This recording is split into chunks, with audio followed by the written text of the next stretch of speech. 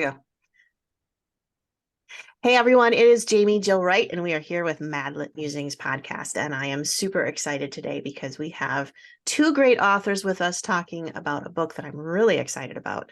But first of all, we have Tosca and we have Marcus Brotherton. So thank you for being a part of the show.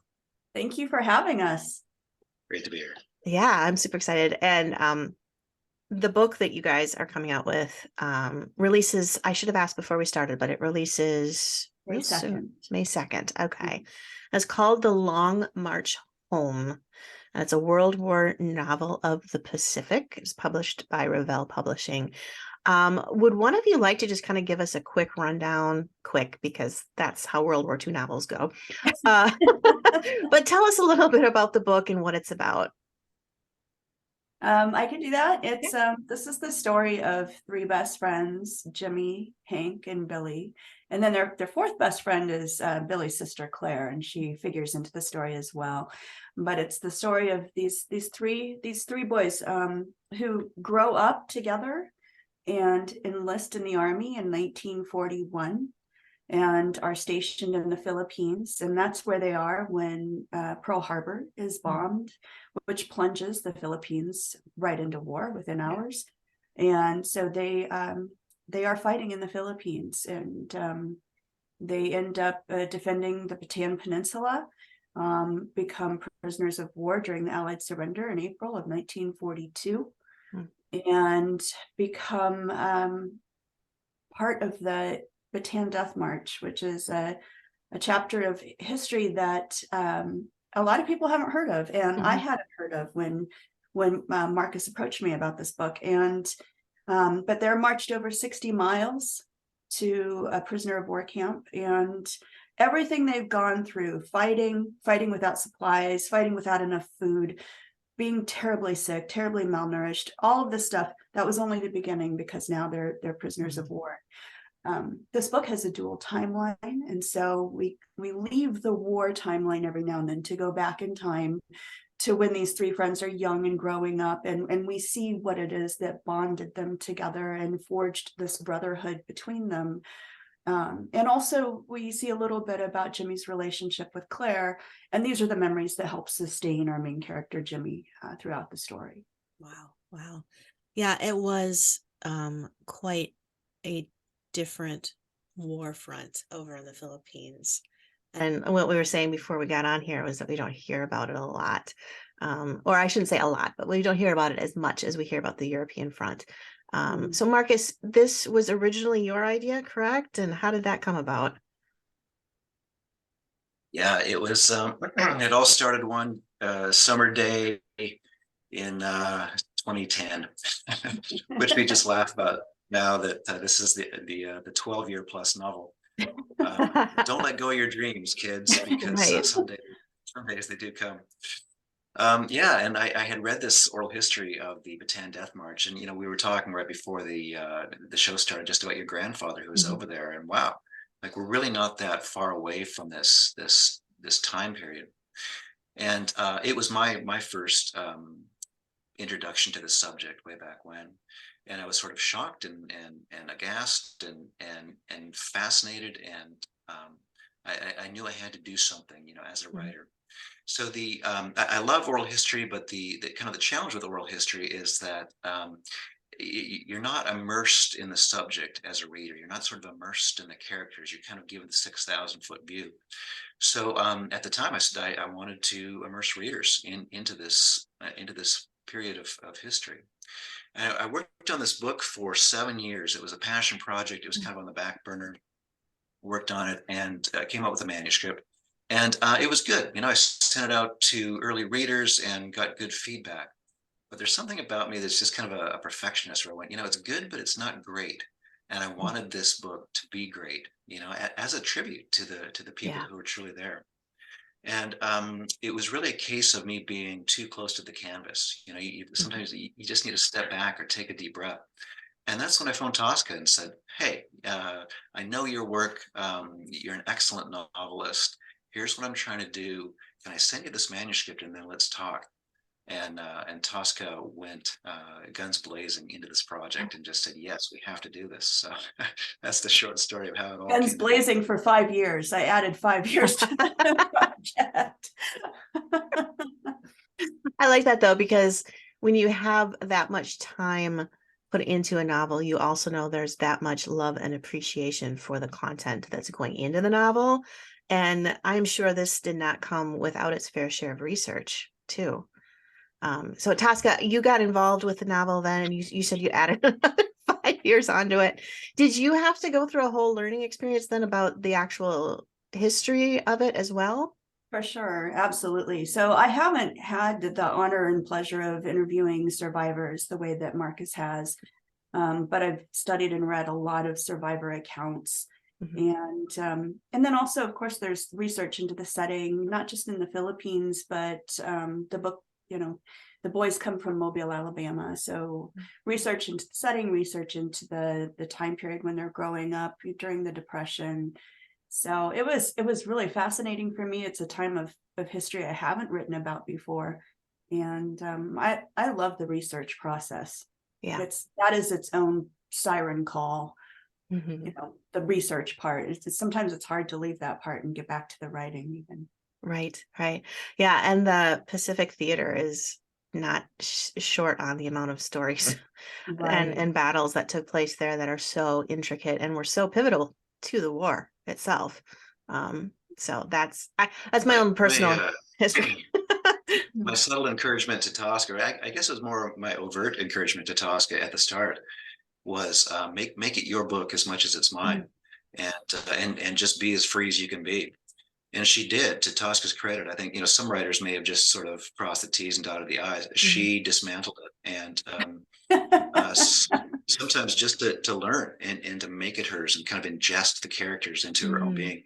So it was great. Yeah, Tosca worked on it for a number of years, and then toward the end, we kind of did back and forth drafts just to get it all into one voice. And so it truly was a collaboration. It truly is Tosca's book as much as mine. That's awesome. I love that. Now, Marcus, did you actually do any interviews with anybody that survived the Death March? I have, yeah. In fact, just last month, I was talking to a 101-year-old veteran. Wow. Who had been in Bataan during that time. So I did actually an oral history project along the way. As much as I'm sort of critical of oral history, I also love it because it does take you face to face with people who were there. And I worked with historian Adam Akos on a book called Voices of the Pacific, and we talked to any number of veterans who had fought over there as well. So yeah, wow, that's got to be quite a experience to hear them tell the tales of what they experienced, and also that they're willing to tell them is a big thank you to them. So I think a lot of the survivors didn't talk about it for a long time, and I think many of them who did only did later in life.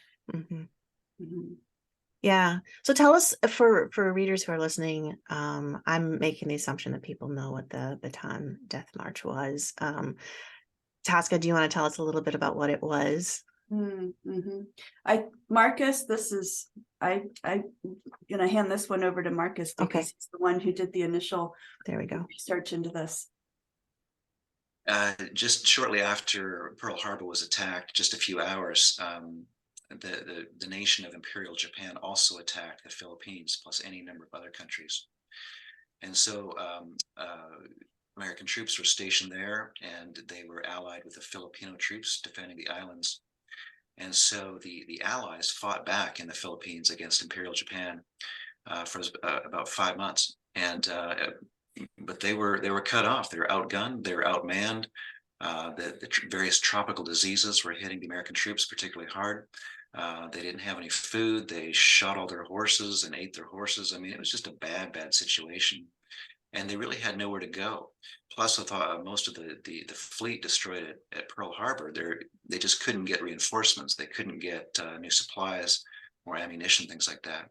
So finally, it was the largest ever surrender of American troops in a modern war. And once the troops surrendered, Imperial Japan rounded up the American and Filipino troops on the Bataan Peninsula and marched them north up to various prisoner of war camps. It was a horrific time. It was if a man fell out of line, he was bayoneted. If a man stopped for any reason on the march, he was beheaded or beat up. Lots of troops died on the march itself. And so this is core to this story, that Jimmy Proffield, the main protagonist, he's kind of got this worldview, and this is really the fascinating piece of the story as well when you get into these characters. He's got this idea that if he just does what's right, then life is going to work out. And I think a lot of us have this idea, right? And when he's put in this horrific situation, this is the dismantling of his worldview. If I do what's right, life doesn't turn out right. I mean, this is kind of one of the big questions of people's lives today. Why do bad things happen to good people? And Jimmy is really thrust in that environment. Yeah. Wow. And that's a tough environment to learn that question, or ask the question and answer it, right? And most of the guys that were on this march, I mean, I think my gut instinct is to think of them as mature men, but really they were younger, late teens, Yes. early 20s, right? These guys were the same age as my 18-year-old sons. So I have two twin boys who are 18, and I look at them and I just can't fathom. It doesn't make any sense. But so many of these guys were really not that old. And then you've got people who lied about their age to enlist, who were, in Joe Johnson's case, 15 years old when he's a POW, 16, 17-year-olds. These are teenagers. It's kids. Oh my God. Yeah, and like Marcus said, the rules of being a POW, the thing that keeps you alive one day might not keep you alive the next day, because there's no set of rules that is consistent for them. So survival is very topsy-turvy for them in this world. Wow. Okay.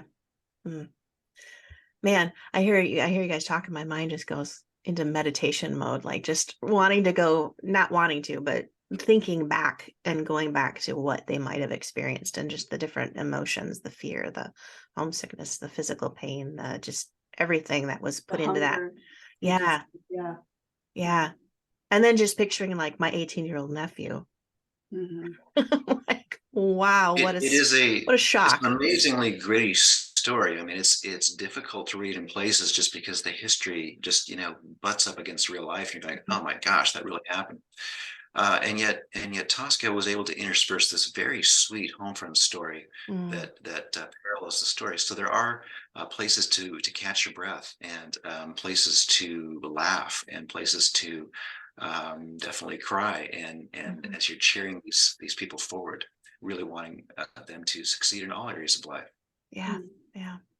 So when you both set out to write this together, did you have kind of a mutual mission or hope that when a reader picks up your novel and reads this story, was there a specific hope that you hope they grasp something from it? And what was that? For me, it's always that, I mean, this is fiction, and it's inspired by true stories. But at the end of the day, if we only wanted to learn, we would read nonfiction. And so for me, the goal is always to keep readers engrossed and turning the pages and staying up past bedtime. And I do like to educate readers too. So, whenever I write any historical fiction, I always like to add things in, even to well-known stories, that might shed new light on that story. And so I think there's a lot of the educational component as far as here's what happened in this chapter. But I really like readers to simply be engrossed and to be inspired, because that's the other thing. I never want readers leaving a book feeling like, oh gosh, I've just been through the ringer, or I need to take a shower, or whatever it is. I want readers to leave feeling inspired, and the better for having read the book. So for me as a novelist, that's what I am always aiming for. Marcus might have slightly different goals. Oh, absolutely. It's we use the expression powerful emotional experience in the writer world, the PEE. And even though the book isn't out until May 2nd, we've had copies of the book circulating early in advance, and there's some on NetGalley, and people are reading it already. and we're getting some amazing feedback. And people are writing us just saying they bawled and they laughed and sort of did everything in between. And it's not, this is not it's not a light book. It's Mhm. not a book that you sort of read and then never think about it again. It's a book that changes your outlook, and ultimately, I think it makes a person more grateful Mhm. for what we've been given today. Yeah. Well, and it brings you, yeah, that gratitude. I always remembered that when I grew up in the shadow of my grandfather, who, like I mentioned earlier, was stationed over in the Philippine area for 4 years of the war, and he came out of it. And shortly thereafter, he ended up getting MS, diagnosed with MS, and they believe it was probably an offshoot of something that he experienced chemically in the war or something like that. So for most of my memory of him, he was an older um, man who couldn't really get around very well. And so he spent most of his time dunking donuts and milk and coffee and, teaching me how to drink coffee. And this gentle man who grew up in Wisconsin, was a farmer, and had all these quiet stories, ended up being a butcher later on in life, etc. Um, growing up in his shadow, he was so heroic just as who he was. And it wasn't until after he died that my grandma started feeding me all of his military uniform, his medals, and then she pulled out a tin with 4 years of letters that she had Mm. saved. And you start realizing that these men who built relatively normal, and I'm doing quotes in the air for those who are just listening, relatively normal lives, were hiding and holding and harboring such traumatic memories and such sacrifices that they gave for me to be that 10-year-old sipping coffee with my grandpa, and that full circle has always just given me goosebumps. And yeah, sorry, I'm not sure where I was going with that, but went down my own little That's trail good. of Were your memory. grandparents, were they married when he went over there, or were they sweethearts at that point? They were sweethearts, and they'd had a Mm. very, very fast wedding and did a very, Mm. very quick wedding. And then he went over, and my aunt was actually born while he was overseas. So when he came Wow. home, he'd Wow. never met his daughter. Here's your And daughter. yeah, That's cool. yeah. And my grandma always told the story too, because she had a picture of him in his military uniform. And so every night she'd tell my Aunt Judy, go give daddy a kiss, give daddy a kiss, good night. And she would kiss his picture. Well, the first night he was home, they'd been introduced, and grandma said, go give daddy a kiss, good night. And she's expecting this, emotional moment. And she ran right past him to the photograph Oh, wow. and gave Wow. the That's photograph great. kisses. So That's Oh, great. yeah, yeah. Yeah. But so, Marcus, what do you think it is about World War II history, um, in fiction and in real life, that has us give it the moniker the greatest generation? What is it about that? Just like your grandfather, we have these ordinary people on so many levels, and then they're put into these extraordinary circumstances. And so it begs the question, what would I do then? Mm, And I think it also begs the question, how can I learn from this person's experiences? How can I be inspired by them? I was telling Tosca a number of years ago, I've done some projects with the Band of Brothers, the original paratroopers there, mhm, who were featured in the HBO series. And one of the guys I was talking to, he had fought in the Battle of the Bulge. He was in Belgium. It's a winter situation and 30 degrees below zero. And this poor guy, he doesn't have any boots. I mean, he's literally going to combat because they just rushed him to the line. And so he wraps his feet in burlap bags. I mm, mean, that's how he goes to go fight the enemy.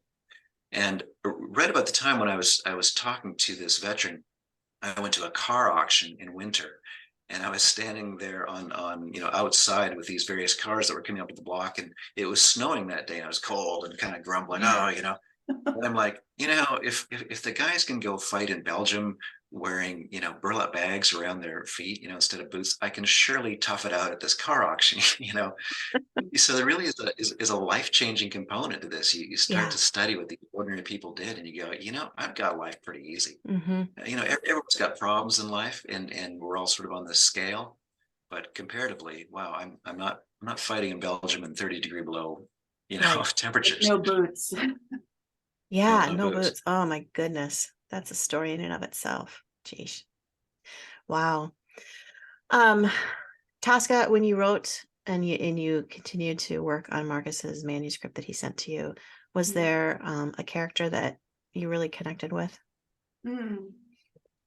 You know, I connected with all of them on a different level. And I have to say, the great thing about working with Marcus is he doesn't hold things with a tight fist. Mm. He's not hovering. He basically handed over all the stuff and said, "Here you go." And I took it and I said, "Okay." And then, started, as he said, dismantling and going in and exploring. And I really enjoyed seeing how their childhood and their experiences together doing childhood things like fishing or frog hunting or whatever it was, Mhm. eating jelly sandwiches at one another's homes and listening to the radio over at his friend Billy and Claire's house. I really enjoyed seeing how those things impacted and strengthened their bonds as they went into war.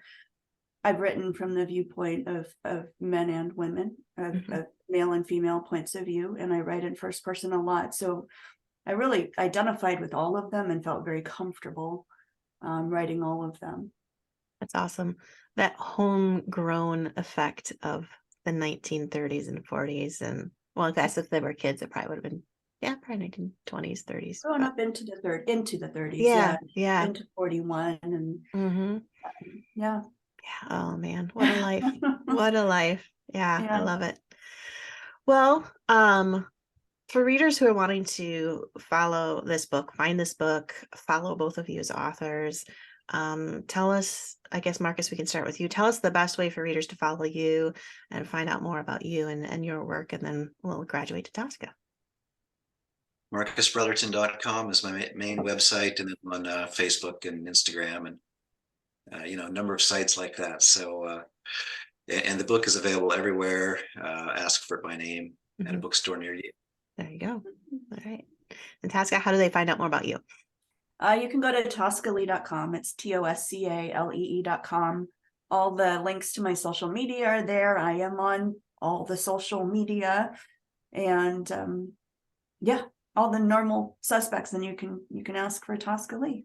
Wonderful. Well, guys, thank you so much for taking the time to be here and chat about the book. The book is called The Long March Home, a World War II novel of the Pacific. It's written by Marcus Brotherton and Tosca Lee and published by Revell Publishing, and coming out on May 2nd. So you can get your pre-orders in now. That's always a good thing. And then you don't have to forget about them later if you're hearing this before May 2nd. Otherwise, like Marcus said, go to your nearest bookseller, snatch it up.